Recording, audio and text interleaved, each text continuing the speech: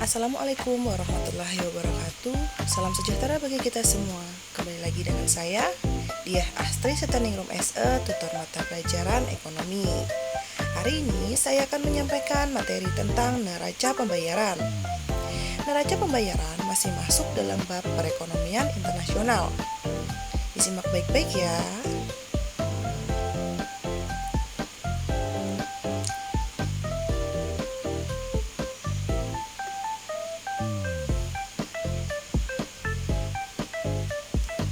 Kegiatan ekspor dan impor barang bukanlah satu-satunya transaksi ekonomi yang dilakukan Indonesia dengan negara lain.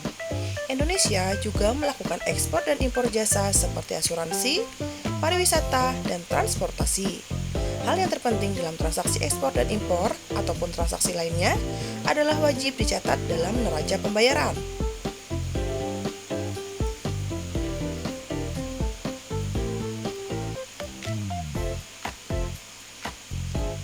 Apa yang dimaksud dengan neraca pembayaran? Dan bagaimana konsep neraca pembayaran? Ini yang akan kita bahas hari ini. Jangan lupa siapkan buku catatan kalian dan absen di kolom komentar.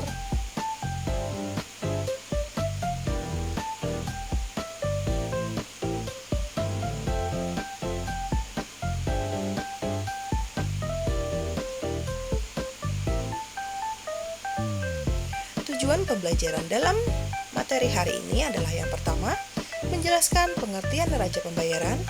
Yang kedua, menjelaskan konsep neraca pembayaran.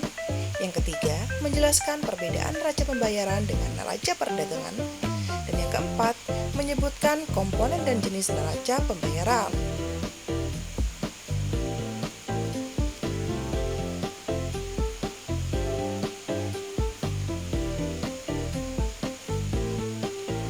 Neraca pembayaran atau balance of payment atau biasa disebut sebagai BOP adalah catatan yang dilakukan secara sistemik atas keseluruhan transaksi ekonomi yang dilakukan oleh suatu negara dengan negara lain yang berupa perdagangan barang dan jasa, transfer keuangan dan moneter antara penduduk Indonesia dengan penduduk luar negeri selama satu periode tertentu.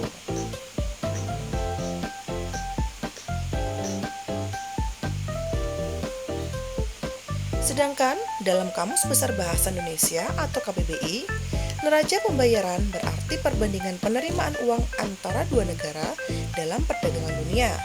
Daftar perkiraan yang terperinci tentang transaksi perdagangan yang diselenggarakan oleh negara dalam jangka waktu tertentu.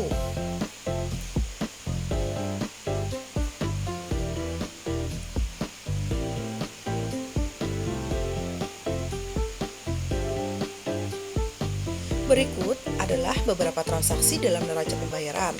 Ada transaksi berjalan berupa transaksi barang, transaksi jasa, pendapatan primer, dan pendapatan sekunder. Yang kedua, transaksi finansial, ada investasi langsung, investasi portofolio, derivatif finansial, dan investasi lainnya. Kemudian yang ketiga adalah transaksi modal.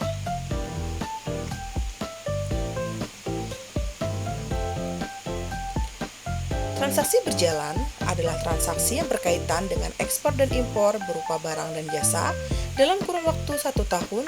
Transaksi berjalan terdiri dari neraca perdagangan, transaksi jasa, pendapatan primer, dan pendapatan sekunder. Namun, pada umumnya, transaksi berjalan digunakan untuk menilai atau mengukur neraca perdagangan.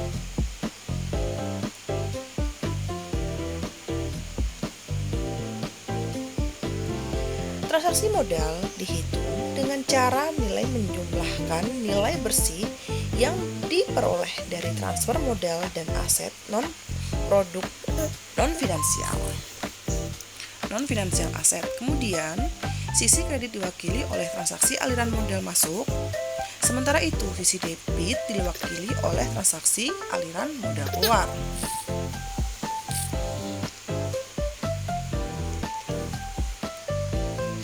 Transaksi finansial adalah transaksi yang memberitahukan perubahan kepemilikan aset dan kewajiban finansial luar negeri dalam waktu satu periode. Adapun kategori-kategori yang ada di transaksi finansial yaitu investasi langsung, investasi portofolio, derivatif finansial, dan investasi lainnya.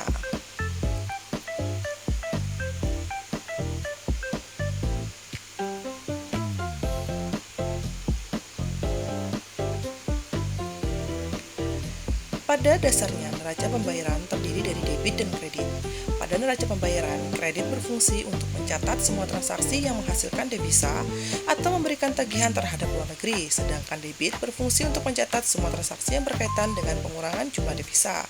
Yang pertama, jenis-jenis neraca pembayaran ada neraca pembayaran defisit, kemudian neraca pembayaran surplus, dan neraca pembayaran seimbang.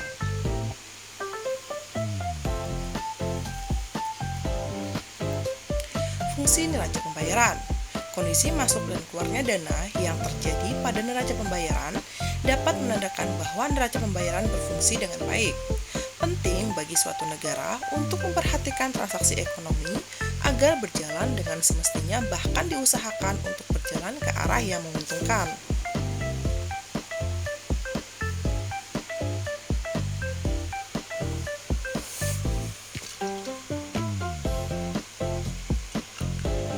Fungsi-fungsi neraca pembayaran diantaranya, yang pertama, sebagai bahan pemerintah dalam mengambil keputusan di bidang perdagangan internasional. Yang kedua, sebagai bahan pemerintah dalam membuat keputusan atau kebijakan moneter yang dilaksanakan oleh suatu negara. Dan yang ketiga, sebagai alat untuk mengukur atau menilai keadaan ekonomi yang berhubungan dengan transaksi ekonomi internasional dari suatu negara. Yang keempat, sebagai data-data keuangan internasional. Yang kelima, sebagai alat pendataan transaksi ekonomi supaya pemerintah suatu negara ketika melakukan kegiatan ekspor dan impor tidak mengalami kerugian dan bisa melakukan penyelesaian pembayaran tepat waktu. Yang keenam, sebagai alat untuk mencatat anggaran yang akan dikeluarkan dalam transaksi internasional.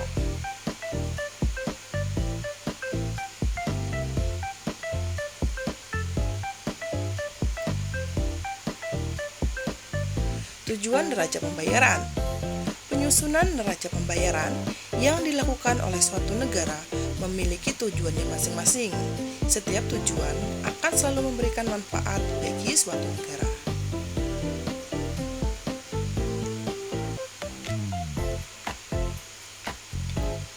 Yang pertama, untuk mengetahui keadaan perekonomian dalam hubungan internasional suatu negara. Di dalam transaksi internasional, suatu negara sangat perlu untuk mengetahui keadaan terkini perekonomian negara lain. Dengan mengetahui keadaan tersebut, maka pemerintah dalam negeri bisa menentukan kebijakan atau langkah-langkah yang harus diambil supaya ketika melakukan transaksi ekonomi mendapatkan keuntungan.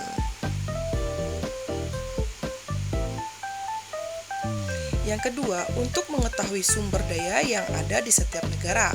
Sumber daya yang dimiliki oleh suatu negara bisa diketahui dengan penggunaan neraca pembayaran yang tepat. Jika sudah mengetahui sumber daya yang dimiliki oleh negara lain, maka pemerintah suatu negara bisa menentukan transaksi ekonomi seperti apa yang harus dilakukan.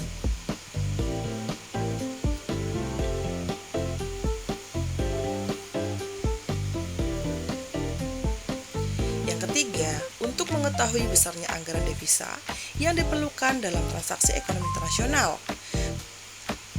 Perencanaan anggaran devisa harus dilakukan dengan cermat dan teliti supaya tidak ada kesalahan yang membuat suatu negara kekurangan anggaran devisa. Salah satu alat yang dapat menentukan anggaran devisa adalah neraca pembayaran.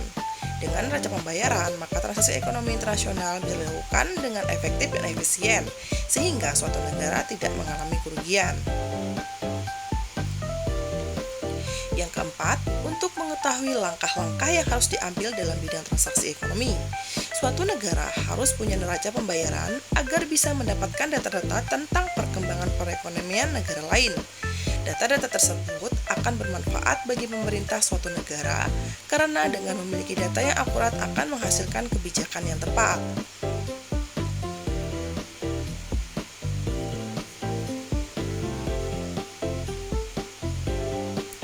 Kelima, untuk mengetahui permasalahan ekonomi dalam negeri yang ada pada suatu negara.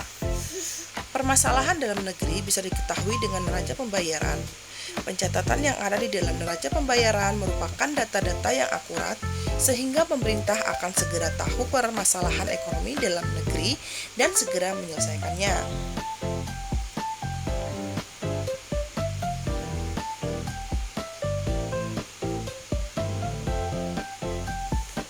Perbedaan neraca pembayaran dan neraca perdagangan. Neraca perdagangan mencatat selisih nilai ekspor dan impor barang fisik saja. Sedangkan neraca pembayaran adalah laporan komprehensif yang mencatat semua transaksi ekonomi internasional termasuk barang, jasa transfer, dan modal antara penduduk suatu negara dengan negara lain dalam jangka waktu tertentu. Neraca perdagangan adalah bagian dari neraca pembayaran. Mekanisme penyusunan neraca pembayaran. Penyusunan neraca pembayaran mengikuti prinsip akuntansi ganda atau double entry bookkeeping. Setiap transaksi dicatat dalam dua sisi, debit pengeluaran dan kredit penerimaan.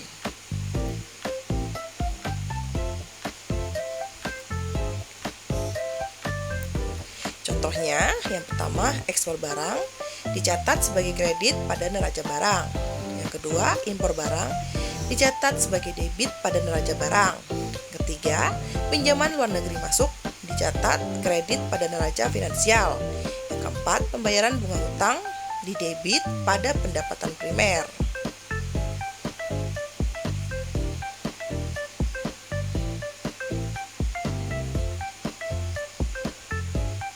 Faktor-faktor yang mempengaruhi neraca pembayaran. Ada berbagai faktor yang mempengaruhi kondisi neraca pembayaran suatu negara, antara lain nilai tukar mata uang, yang kedua harga komoditas modal, yang ketiga pertumbuhan ekonomi domestik dan global, keempat kebijakan perdagangan dan investasi, dan kelima kondisi politik dan keamanan.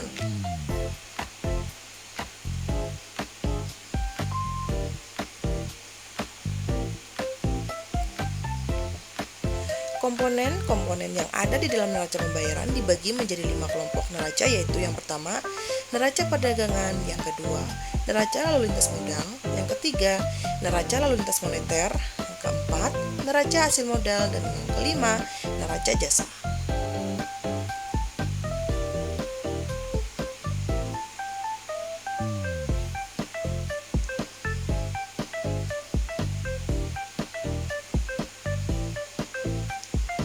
Beberapa tantangan yang dihadapi negara berkembang termasuk Indonesia adalah yang pertama, ketergantungan pada ekspor komoditas mentah, yang kedua, tingginya impor barang modal dan teknologi, yang ketiga, fluktuasi aliran investasi portofolio yang mudah keluar saat terjadi ketidakpastian global, dan yang keempat, keterbatasan data dan transparansi dalam pencatatan.